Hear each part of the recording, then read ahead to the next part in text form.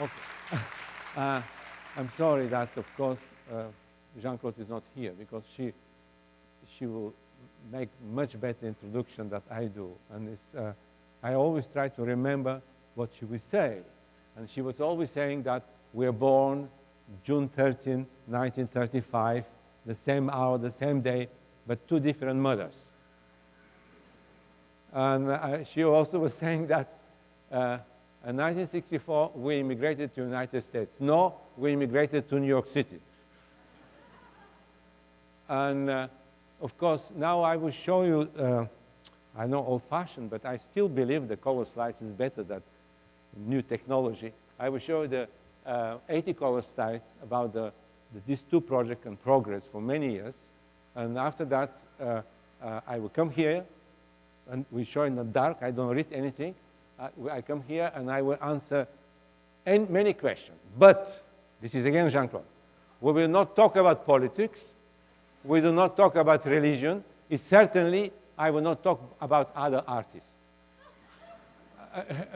I'm still alive, and I prefer to talk about myself and our work, and answer any question. Now I go downstairs, and we start color slides. In 1991, we were finishing the project, the Umbrellas, joint project for Japan and United States. There was the 1,340 blue umbrellas in Japan and 1,760 yellow umbrellas in Southern California, actually in Los Angeles and Kern County. Each umbrella was 20 feet tall, 29 feet diameter. The length of the project in Japan was 12 miles long and 2.5 miles wide. We have actually in Japan a river, Satu River, and the Satu River, 90 umbrellas were standing there. And the length of the project in California was 19 miles long and 2.5 miles wide. And Los Angeles in Kern County, especially around the Interstate 5. Now, when this umbrella was standing up in Japan and California, many years before we have idea about the umbrellas, in 1971, we proposed to wrap the former parliament of Germany, the Reichstag, and today, of course, the Parliament of Germany. The permits for that project was long, tortuous way. The first refusal for the wrapping of the Reichstag was, we have it in 1977, the second in 1981, the third in 1987, and when the umbrellas were standing in Japan and California, we received a letter from the Speaker of the House of the German Parliament, Professor Dr. Rita Sussmuth, congratulating us for the umbrellas and saying, that is the time to start again negotiating the permission for the Reichstag. But we already have idea for new project. And I will show here the very early sketches about Over the River. This is the very simple proposal to suspend horizontally fabric panel above the water.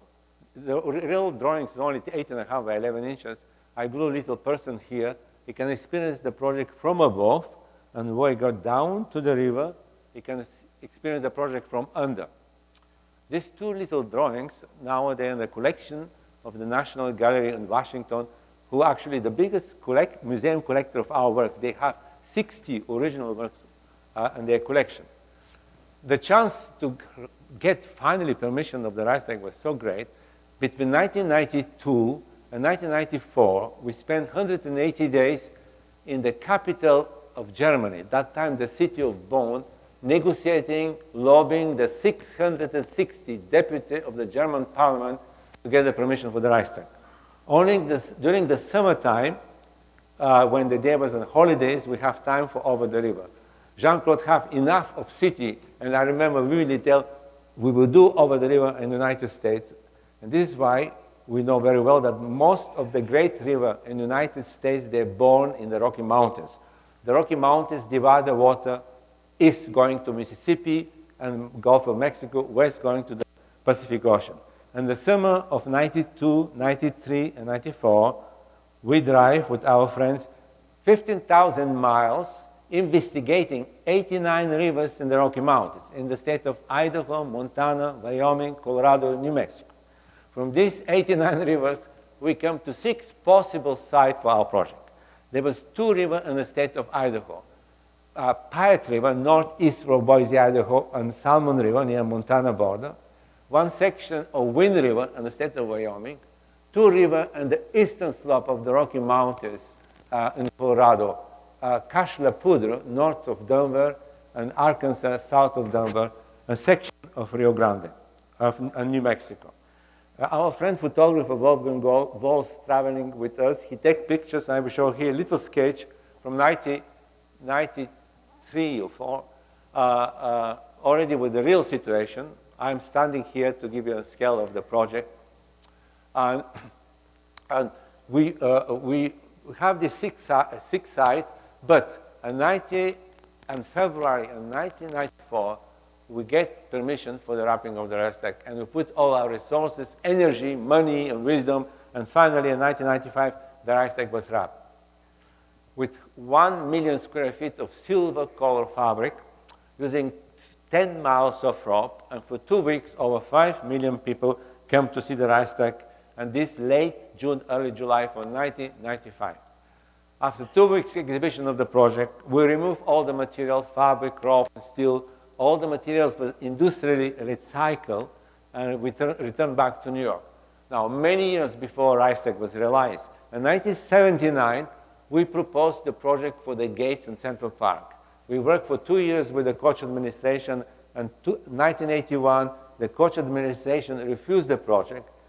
When we returned back from the rice stack in 95, we started negotiating the project with the Giuliani administration, but they was not at all interested in Central Park project, especially the park commissioner of Giuliani administration. And we have not yet site for our over the river. In the summer of 96, our team returned to the site of these 6 rivers. Try to see, is that right? And you see our chief engineer, Wes Davenport here. We need to take a lot of information. The soil of the banks of the river, the height of the banks of the river, many other information before we come to consensus what river is most exactly good for our project. For example, here we have these yellow ropes who actually will simulate our steel cables. We need to have at least clearance of 8 feet from the water to the cables that the rafters can go underneath. For example, here you have 3 yellow ropes creating this, actually 3 steel cables, simulate 3 yellow ropes, creating the space for 2 fabric panels. And we did that through all these 6 rivers. By late 96, early 97, we come to the consensus for the aesthetical, engineering-wise, and many other reasons. I can explain you later that this section of Arkansas River of 42 miles, southwest from Denver and southwest from Colorado Springs, and these 42 miles, we'd like to install around 6 miles of fabric panels and many locations. Now, Arkansas River is in the southern part of Colorado. This is how he looked during the summertime. The project is slatted for the summer because we need to have the rafters. Arkansas River is most rafted river in the United States. They have 300,000 rafters in the summer without us. On the south bank of the river, you have the Highway 50, and the north bank of the river, you have Union Pacific Railroad tracks. And already in 96, I started to do the original drawings and collages with the real situation. I will show one here. The original work is only 30.5 by 26 inches and 30.5 by 12 inches, the second part on the right side. The real, I use finer cloth to simulate the fabric of our fabric panels, typical interruption when you have the vegetation or rock formation, and I use here the twine to simulate our diagonal cables of fabric panels. Now, this is the view from above. You cannot see the river, but when you go down, and this is the way how can we also experience the project, you have a completely different vision. We're using very special, loosely woven fabric through the fabric, you can see the cloud formation and contour of the mountains. Now, the fabric is only, the width of the fabric is only with the width of the river, meaning that sometimes the fabric is width 45 feet, sometimes the fabric is width 120 feet. From cable to cable is 35 feet, and of course the banks of the river, they are not always the same height. On many occasions, one bank of the river is higher than the other bank of the river. Now, like everything for the last even 50 years, the most difficult part of all our project is to get permission. It's always the same things. Even today, when I'm 75, still we have a hell of a time to get permission. We learned that we know that everything in the world belongs to somebody. They are not 1 square meters, there is not a jurisdiction of somebody. And we learned very soon that entire 42 miles, almost entire 98% of all the area we like to use for our project belong to United States federal government, Department of Interior, and of course the very powerful, under the Ministry of Department of Interior, Bureau of Land Management. It's an incredibly lucrative ministry with tremendous power to all the system in the United States. But of course, in these 42 miles of valley, there are also 7 towns and villages and factories and schools and churches and all kinds of activity. And before we go to Washington, this is all during the Clinton administration, we are presenting the project here to the town of the west entrance of the project, little town of Salida.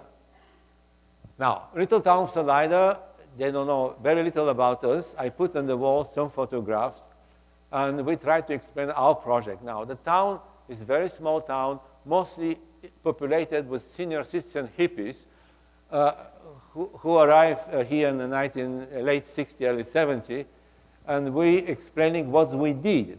For example, we tell to the people that, to the community there, that in 1969, we did project in Australia called RAP Coast.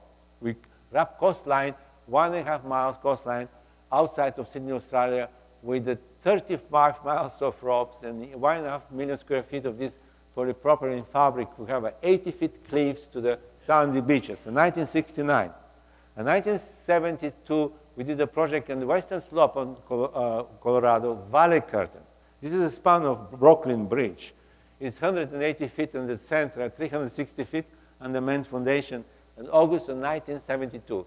Between 72 and 76, we worked hard, and finally, in 1976, was realized the running fence, the project in Northern California, north of San Francisco and Sonoma in Marin County, running for 24 miles fence, 18 feet tall, and 1/4 mile disappearing in Pacific Ocean. Now, all these projects, they're temporary works of art. After 2 weeks of exhibition, all the materials removed, industrially recycled, and we go to the next project. In 1978, we did project in Lewis Park in Kansas City, Missouri, where we cover 2.5 miles walkway with this golden fabric, and late October, September, early October, and the foliage of the trees start to match the color of the fabric. And of course, in 1980, we started a project in southern Florida, Biscayne Bay and Miami, and finally in 1983, Surrounded Island was realized. This is a Jean-Claude idea. We surrounded 11 islands with 16.5 million square feet of floating pink fabric, 7 miles from smack of Dade County, and the fabric is attached to the beach area of the islands, floating 220 feet on the surface of the water, ending with an octagonal shaped boom and anchor to the shallow bay and Biscayne Bay. And of course, something Jean-Claude always loved to say, that we don't wrap islands, we surrounded islands. England is not wrapped in water, it's surrounded with water. And this is what we did. And finally, between 1975 and 85, we worked hard, and after 2 refusals, finally, in 1985, we wrapped the oldest bridge in Paris, the Pont Neuf, in the smack of Paris, the bridge Pont Neuf, with this champagne color fabric. Late September, early October, and 3 million people walk around the bridge. From Salida, we go to the Canyon City, another city town from close to the eastern entrance of the project. Here we're on the stage. All our team is on the left side, and all the officials from federal, state, and county highway department is on the right side. Now, from there, this is all in late 90s, we're arriving in Washington and presenting the project to the BLM director, Mr. Fry, when the Secretary of Interior was Bruce Babbitt, in big support of our project. The thing was smoothly working. It was very important to put together many, many permits. You know, the federal government owned the land, but federal government leased the land to ranchers, to private company, especially to state, different agency, and we work very hard that we can put together these all different agencies that our discussion for the permission will be happen that they are, it's called a memorandum of understanding that they can all be informed. Now, on the left side is our team, and the right side is the BLM, the highway department, the county, and the right side. Now, the project, this has happened to the late 90s. We need to move ahead with many technical final designing for the permission. We hired the services of the engineering company outside of Toronto, Guelph, Canada, to conduct our wind tunnel test. Now, this is the 3 fabric panels, 1/16 scale, and we need to know all the force of the wind and the cable and the hooks and the anchors to finalize how the project will be built, because that is part of the documents we need to get the permission for in the application to the federal government. Now, all our project, the unique image, meaning that we will never build another running fence, we will never install another gates, we will never surround another islands, we will never up another parliament, meaning that myself, Jean-Claude, and our engineers do not know how this project will be built, and we don't know how to really choose the materials. We cannot choose the materials and the cables and a variety of things in the studio of Manhattan. We need to do always live sites test for all our projects, and private place, secretly, somewhere we're doing live sites tests. For the over the river, we rented ranch 300 miles west from Arkansas River, when we have a topography similar to Arkansas River, and we conducted our live sites tests in the late 90s. You see, this is our compound is there. We stayed there several weeks looking, and this is the real fabric panel there, and one-to-one scale, and we can see that how the fabric moves with the wind. For example, the fabric has a silver color, but actually it's not silver color. It's pulverized with aluminum. Sometimes we use aluminum and copper, sometimes more fabric, less fabric in the panels, more hooks, less hooks, and which will finalize all the exact how the project should be built. You see, underneath, you can see the cloud formation and the contour of the mountain. Usually, I don't like to show this color slide, but give you some idea of the scale. Here's Jean-Claude standing. This work was done in the 97, 98, and 99.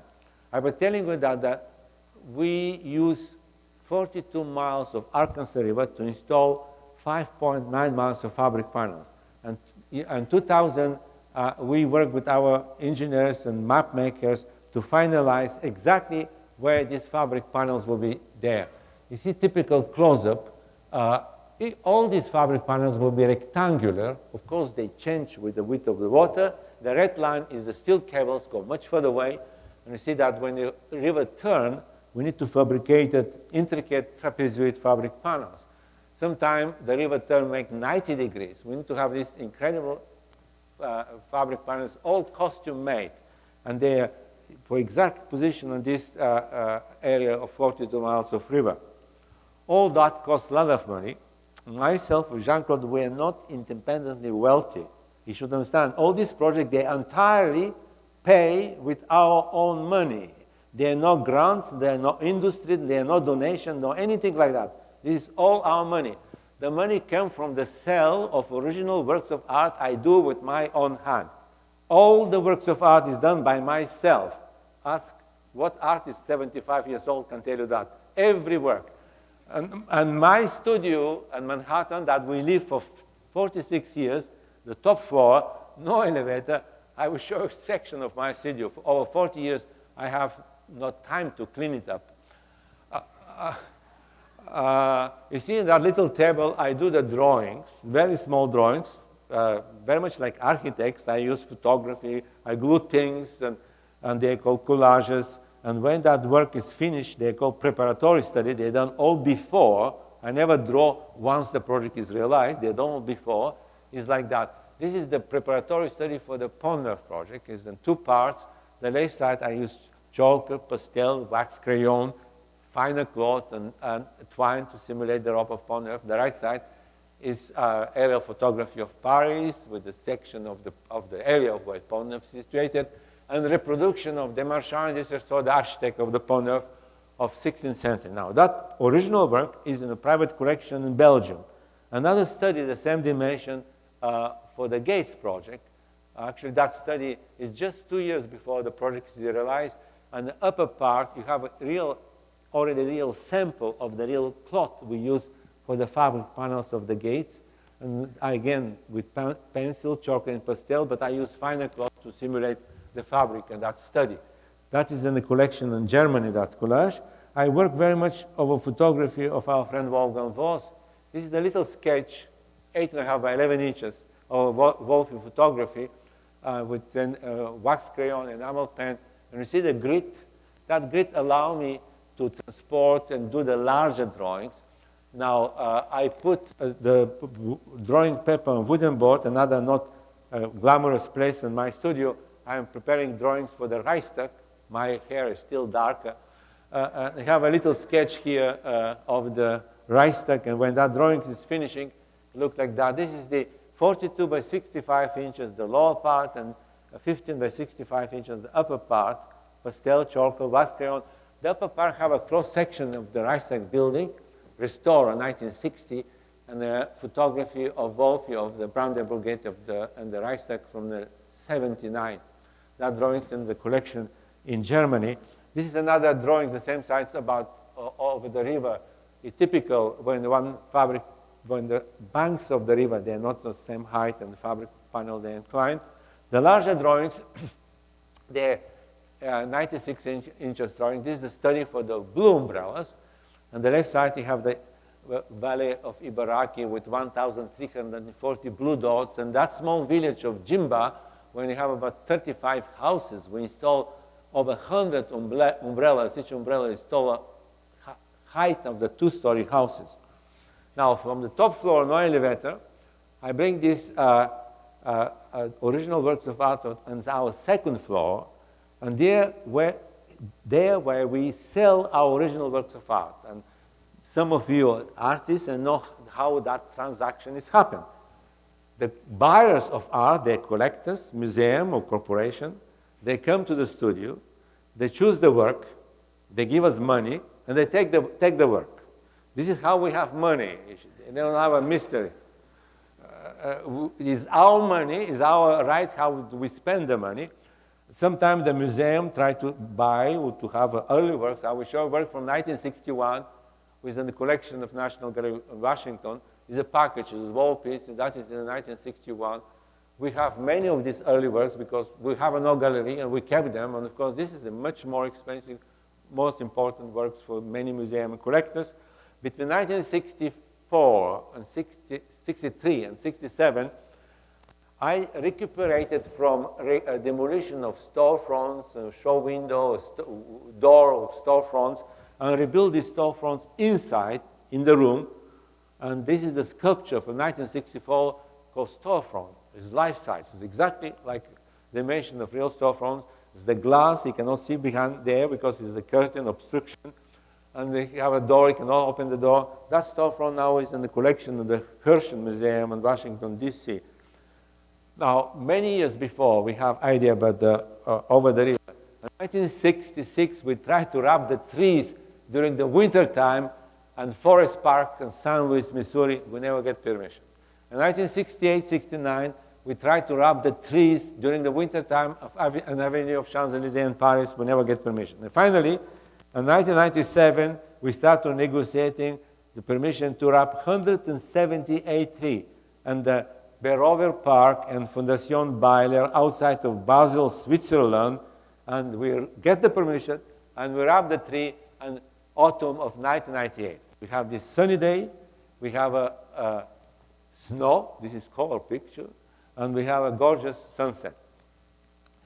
Now, many years before that project is realized, in the late 50 and early 60, I did a lot of sculpture involving these colorful rusted oil barrels. Sometimes they're all different colors, and there was like sculpture. Some of the barrels, they are wrapped, some not wrapped. In 1962, we did the project, the second project, myself and Jean-Claude together, in city of Paris, the Iron Curtain. The wall of 240 barrels was the poetical response to the Berlin Wall, which was built just a year before that, in 1961, in the left bank in Paris and Rue Visconti. And through the years, in the late 60s and mid-60s, I did a number of temporary installations with oil barrels in museums and sculptures in museums. And finally, in 1979, we arrived in the Sheikhdom of Abu Dhabi. At that time, many people will not know where is Abu Dhabi, to present the project for the master bank. Now, when he stuck horizontally oil barrels, he created angle always 60 degrees. That is little diagram you see there. And our proposal is to stack 410,000 oil barrels, created structure who will be, and I will show you the photo montage, it's not realized yet, will be 500 feet tall, the vertical wall, 1,000 feet underground, and 750 feet on the slanted wall. When approaching the vertical wall, you have these 500 feet tall walls like Islamic mosaic with these multicolored barrels. In 1979, Jean-Claude and myself, we arrived in Abu Dhabi, much younger, you see here, talking to the Minister of the Culture and the Tourism of Abu Dhabi, I'm a representative of Sheikh Zayed Al Nahyan. He's the founder of United Arab Emirates. Sheikh Zayed is like George Washington of United Arab Emirates. Here, taking again with a representative of Sheikh Zayed. And no, really, basically, we need to translate our desire for that project, articulate the project. Here, the Zayed family coming from the inland, not at all in Abu Dhabi, from the empty quarter, the desert. And here we're talking to the Dean University of Airline, the birthplace of the Zayed family. The project is between Abu Dhabi, slated to be between Abu Dhabi Airline and discussing that project. And we stopped to go to Abu Dhabi when Iraq-Iran war started in the mid-80s. And of course, that time, we need to finish the Ponov project, the umbrellas, the Reichstag, and only we returned to Abu Dhabi after the gates was realized. Now, we need to work ahead with the engineering of that project because it was loosely engineered in 1989-90. And Jean-Claude and myself, we hired the services, one of the toppest engineering schools in the world, the services of the Swiss Federal Institute of Technology of Zurich, the services of the United Kingdom, the Cambridge University, the services of Hosei University in Tokyo, the services of Champaign University of Illinois Urbana, and we asked the professor, the assistant, to come with variety of solutions how to build a project. For example, here is Professor Schalcher of the Swiss Institute and Professor Pusrin discussing another idea how to build that project of 410,000 barrels. Here with Professor Sasaki and Professor Ando of Hosei University in Tokyo discussing that proposal. And the last time, Jean-Claude and myself, we were in Abu Dhabi in 2007. Now, in 1998, a location actually when we like very much the project to be realized. In 1998, in a museum in Germany, we built a wall of 13,000 oil barrels. This is 250 feet long wall, 80 feet tall and 21 feet in depth in the museum in Oberhausen in Germany. And actually, this is a huge atrium, and with elevator, you can see the wall from above. But in 2001, a friend of ours for many years was elected the mayor of New York City. And when Mr. Bloomberg, Michael R. Bloomberg, was elected mayor of New York City, we were hoping that chances of the gates finally become real. We worked very hard, and in 2003, we get permission of the city of New York, and finally, in 2005, the gates was realized. And everybody knows we installed 7,503 gates and 23 miles walkway. We have 25 different width of gates, but all the gates were 16 feet tall, and we have sunny days, we have a winter, and we have this view from above part of the gates. After 16 days of exhibition of the gates project, all the material was removed, industrially recycled, and 2005 we returned back to Colorado. We need to hire the services of the Colorado engineers, our chief engineer, Liz Davenport, our project director, Junita Davenport, they're on the left here, and we need to have services of Colorado engineers to work on our engineering material. Here, we are talking to the very important people that we cannot do the project without them. Our engineers and our construction people like to very much use the railroad tracks of Union Pacific, and that is the only permits actually we have now. In Omaha, Nebraska, we discussed with the executive officer of the Union Pacific Railroad Company, and that allows us to alleviate the big traffic on the road and move much of the hardware in materials using our own engine, using the Union Pacific Railroad tracks. Here we're talking to the director of BLM. The federal government have a director in each state, and director of BLM in the state of Colorado. Here talking to the BLM federal representative of the area of the project is realized, and it's called the Royal Gorge area of the Bureau of Land Management. Here, for example, talking countless lecture like tonight. We're lecturing, and after that, myself, Jean-Claude, Junita Davenport, Liz Davenport come on the stage and answer questions. The federal government also was very eager to see and what kind of machinery we use. But before that, our engineers need to work on very intricate things we need to have. Our cables need to be absolutely parallel. And for that reason, we have this little structure called anchor transition frame. For each cable, each end of the cable, we need to have 4 anchors. That anchor transition frame, which is between 12 inches high or 24 inches high, allow us to move that horizontal bar, put it there, to move the cables absolutely parallel, because this is the only way our carabiners can slide on the cables. In the summer of 2006, we demonstrated to the federal government what kind of drilling machinery we use. We need to drill 9,000 anchor, 21 feet depth in the soil, and they are these steel anchors who are usually very often familiar use in the retaining walls when you're building the highway, when you have a rock formation, you need to retain the walls. Finally, in 2006, we hired a company to prepare the final application to the federal government. To get permission for the federal government is not writing a letter. You need to have people to preparing that. They work 1.5 years, all that great company, all kind of engineer, traffic specialists, wildlife specialists. And $1.5 million cost, they produce our application is 2,029 pages. This is to the federal government.